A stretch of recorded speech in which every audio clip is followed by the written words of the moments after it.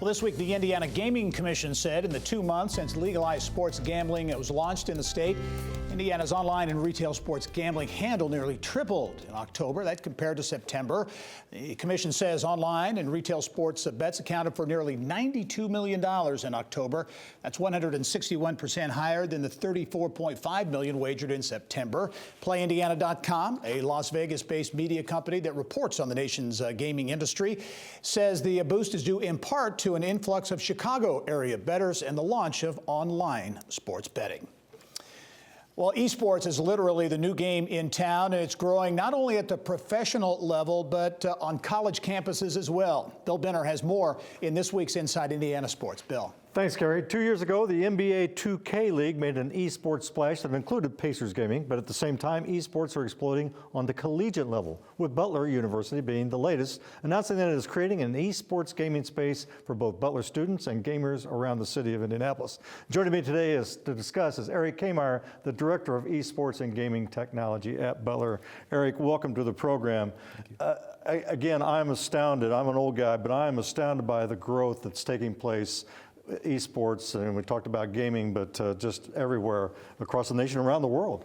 Yeah, absolutely. It continues to pick up on college campuses as well as in the high school space. So why is Butler now taking the leap into esports? Absolutely. So we're looking at it very much more of a community engagement position. We're focusing on three different pillars, on the competition and providing for what we're already doing in the Big East and also non-conference play, but then also focusing on the curricular side of things. So we have faculty that are involved in everything that has to do with esports, from production and sports media and broadcasting components, as well as gamifying curriculum. And so we want to be able to provide for that.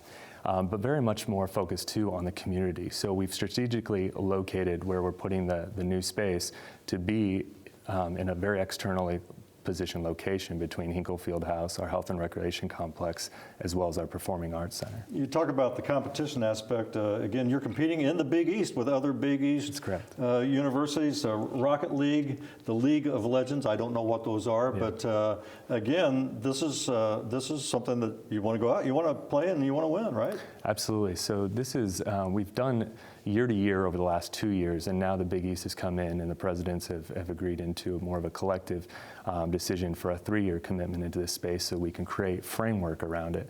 We'll have our first LAN Center tournament actually hosted in New York in early December. Yeah, and back to community, this again, it's not just something for Butler and students and anybody connected with Butler to use. You want this intentionally to be something that people from around central Indiana can be involved in. That's correct. Anything from new business startups and whatnot. So we've actually positioned office spaces that are available for other companies to come inside and work right alongside us. So very much like we've reflected with our new Lacey School.